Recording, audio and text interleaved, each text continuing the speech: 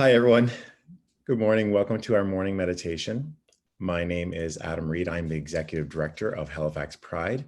I use he, him pronouns, and it's my pleasure to welcome you here to our final morning meditation, the final day of the Halifax Pride Festival for 2020. I'd like to acknowledge that this gathering and the Halifax Pride Festival take place in Mi'kma'ki, the ancestral and unceded territory of the Mi'kmaq people. This territory is covered by the treaties of peace and friendship with Wabanaki peoples. Halifax Pride is dedicated to providing space that is accessible, inclusive, and free from oppression, harassment, and discrimination. In this space, we will treat each other with respect and dignity, regardless of age, race, gender expression, gender identity, sexual orientation, levels of ability, and all of our diverse identities. I also want to note that Halifax Pride stands in solidarity with the Black Lives Matter movement to end police brutality and violence against Black communities across North America. African Nova Scotians and Black people have the right to live free from oppression, violence, and systemic marginalization. I'd like to encourage you all to visit our Facebook page or our website, halifaxpride.com, for more information on some of the ways that Halifax Pride is working to support communities of color.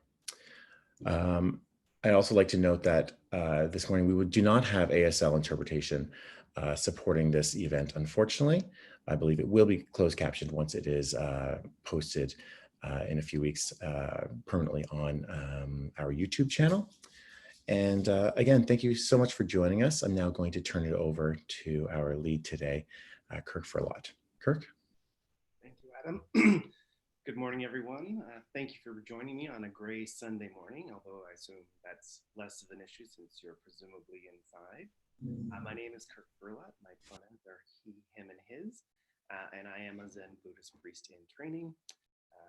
So I'm going to give you a little introductory session to Zen Buddhist meditation, and we're going to sit in silence for most of the time that we're together. If you were at my last session, or if you've ever meditated, a lot of these instructions will be familiar. Much as with the land acknowledgement, I want to recognize where the knowledge that I'm sharing today comes from. So Buddhism originated in India, and it has progressed around the world. Zen lineage traces itself back from the transmission from India to Japan, India to China to Japan. And then the school that I'm in, the school of Buddhism I'm in, traveled from Japan to the United States, and then from the United States to Canada. There are, of course, many schools of Buddhism. It is a rich and diverse belief system. Mine is the Japanese Soto Zen, which isn't even the only form of Zen. Zen meditation does many things. It helps you connect with everything. It helps you realize how connected you already are to everything. And that the you that's experiencing those things is mostly just a jumble of thoughts, feelings, and emotions. But we're going to keep it relatively simple today. So Zen meditation is usually very quiet. I'll talk a lot during this presentation, mostly at the beginning, but I've sat for hours in silence. It can be very liberating to force stillness upon yourself. So the guidance I'll provide today is how I learned and how my teachers learned and how their teachers learned and so on. Traditionally, we face the wall, which I'll talk about in a moment, but obviously I want to engage with you, so I'll stare at the screen. Comfort matters, so there should be a bit of discomfort, and we'll get to why you feel discomforted at times in a moment. So sit down however you like. I'm sitting on the edge of a cushion on a mat on the floor, but you could sit on a chair or lay down if you want. We find that sitting on a cushion works best, but it's whatever works best for you. If you are on the edge of a chair, you want to sit on a chair. You want to sit as far ahead as you can so that your hips tilt slightly. Your legs, if you're able. Full lotus is the dream, and that is where you cross both legs and the feet are on the opposing thighs. I've done that, but it's not my strong suit. I tend to sit quarter lotus or half lotus. Half lotus is where your legs are crossed and one foot is on the opposite thigh. Quarter is when your one foot is on the calf of your opposite leg. Just depends on how flexible you're feeling that day. Your back should be mostly straight and you should be sitting upright. However, it should feel like you're leaning backwards slightly. Not so far that you fall over, but just a little bit more than you're comfortable with. This is part of the discomfort. It's because we tend to lean forward a lot, especially In the world we live in, where we're on computers a lot of the time, we're on our phones, we're sort of like hunched over and leaning forward a little bit. So lean forward, just lean backward just a little bit. Your hands typically rest in your lap with one hand, palm on top of the other, and your fingers, your thumbs coming together very close, but not quite touching. Your shoulders, again, you'll find that they tend to hunch forward. So you want to roll them a few times and give them a push back. That will help with your spine.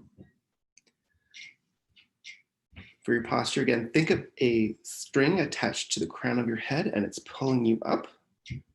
And that will help you keep your spine straight, but also get you to tilt down, just your head down just a little bit. Not very flattering for those of us with double chins. You should be looking roughly where on the floor, if you fell forward or were pushed forward, you would do a face plant. And I've done that, so it's not great. I'll be talking a lot during this, but for you at home, your mouth, we want to relax our jaw. We want to find all those points of tension in our body and get rid of them. So what's recommended is that you put the tongue at the back of your top teeth, and then gently close your mouth. Again, avoiding clenching. This is also great advice if you're taking selfies. Apparently, it's the greatest way to get a good smile. Your eyes. So it may often seem in Zen meditation that people have their eyes closed. Typically, no. Some people do. We don't, the way that I practice. But we do want to narrow our field of vision. So you do want to close your eyes a lot, but not all the way. Because it's a real challenge to stay awake sometimes, especially when you're doing this at like 5 a.m. But we're trying to remove as many distractions in our life as possible. So you just narrow your field of vision. It just blurs out some of the visual items around you. Your eyes might glaze over a little bit. You might feel the urge to blink, and that's perfectly normal. So that's the very basics of your body. We are set for the task. Now let's talk about breath. We do want big, deep belly breaths, not like comically exaggerated, but we want to fill ourselves. And we do say that we want belly breaths because we want to feel like we're pulling the air in from our base, which is where we're sitting, and then pushing it back out. Since our mouths are closed, we will use our nose for breathing. And you should feel the air flowing through your nostrils. Again, not comically exaggerated. You want to find a nice natural pace. I tend to get very anxious about everything in life, so this helps me slow down. It helps relax your body and your brain. So your brain, this is what most people come to meditation for. Let's talk about what's going on up there. So there's different ways of approaching this. A big thing in Zen meditation is thinking, not thinking, which is basically trying to recognize that you are thinking and pushing that to the side and seeing what comes up, which will be more thoughts usually. So we want to focus on what we're feeling in our bodies and in our brains and in our breath. We want to focus on being still in all three of those things, just relaxed and calm. The visualization tactic I often use is that you are a rock in a stream. Leaves are coming downstream. Let's say it's a beautiful autumn day. Don't visualize too much, try to focus. But each leaf that comes by is a thought or a memory. And sometimes they will land upon you, the rock, and the water will carry them away. And that's so a thought that came and went. And sometimes the leaf will come and it will touch the rock and it will cling onto it, and it will stay there for quite some time. And then maybe another leaf will come along and catch on that first leaf. And then all of a sudden you realize you have like a chain of leaves or thoughts. Our goal is to let the water pull those leaves away. It's not always easy. So you just acknowledge that the leaves are there, and then you just let the water carry them away. A common tactic is counting to help you focus. So how that works, very simply, you breathe in. And on that inhalation, you think of the number 1, and then you breathe out. You think of the number 2, and then 3, and 4, all the way up to the number 10, and then you start all over again. This is a tactic I was learned like over 12 years ago, and I still go back to it some days when I'm having trouble focusing, because I get past 20 and I'm like, oh, I'm really not focused. Or I realize that I have said 1, 2, 3 3 times. Or I realize I'm not even thinking of numbers. I'm thinking of my neighbors walking upstairs and I can hear them.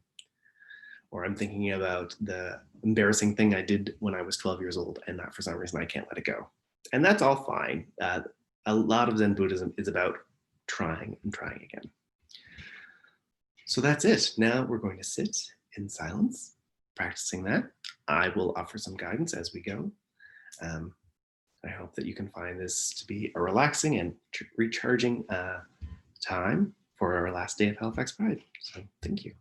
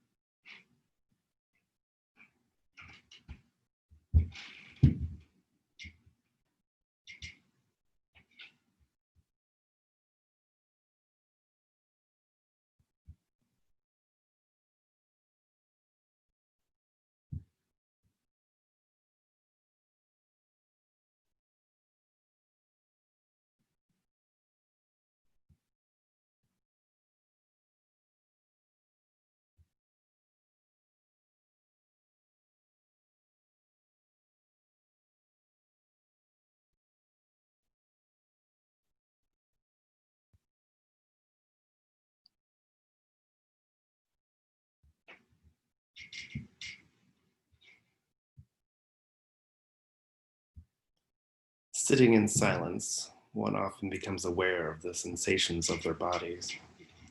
And by that I mean both the physical sensations, but also your auditory senses. Maybe you're hearing things that you didn't notice in your home before, or become more acutely aware of certain sounds that you have heard but have put out of your mind. The hum of the refrigerator is one of the things that I usually notice. You ignore it most of the time, but when you're sitting in silence and your body has fewer stimuli, suddenly it becomes much sharper.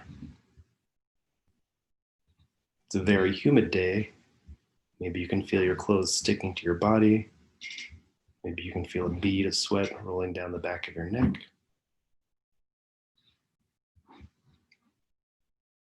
Just experience it.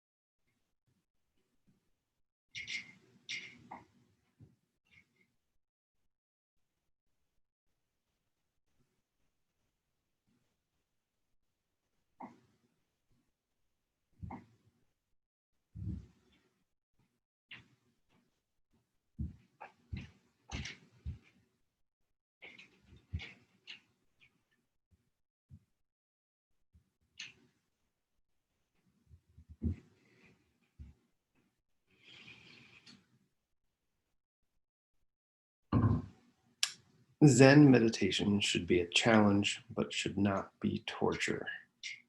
You might notice certain aches and pains and sensations in your body.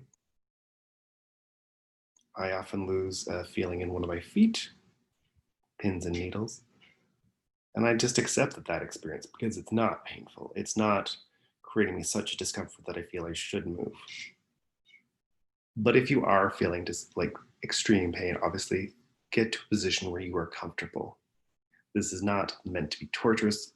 There is an element of work, but you have to want to put the work in, and you shouldn't force yourself into discomfort.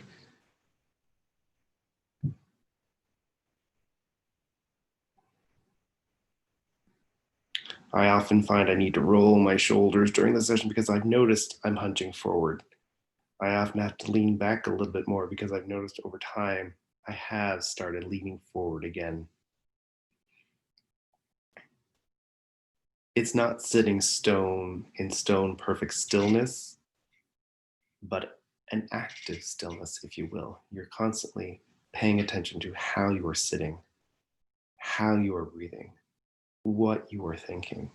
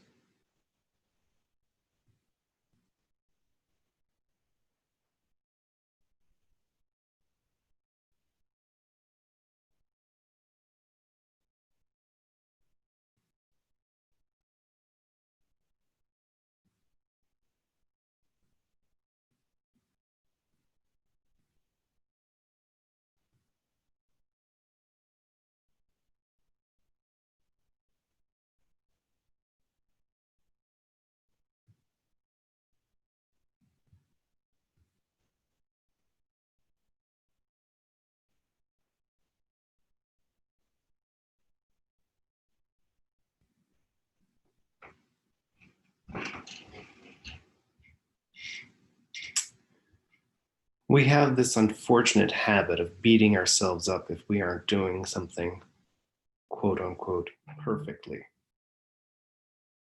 I think that's especially true for myself as a gay man and a lot of other queer, trans, and two-spirit people I know who feel that we need to be often the best or do things perfectly because we live in a world that often rejects us.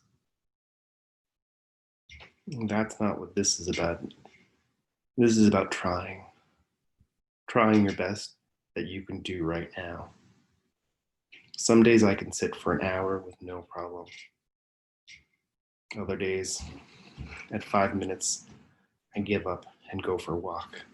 And maybe I come back to the cushion and maybe I don't.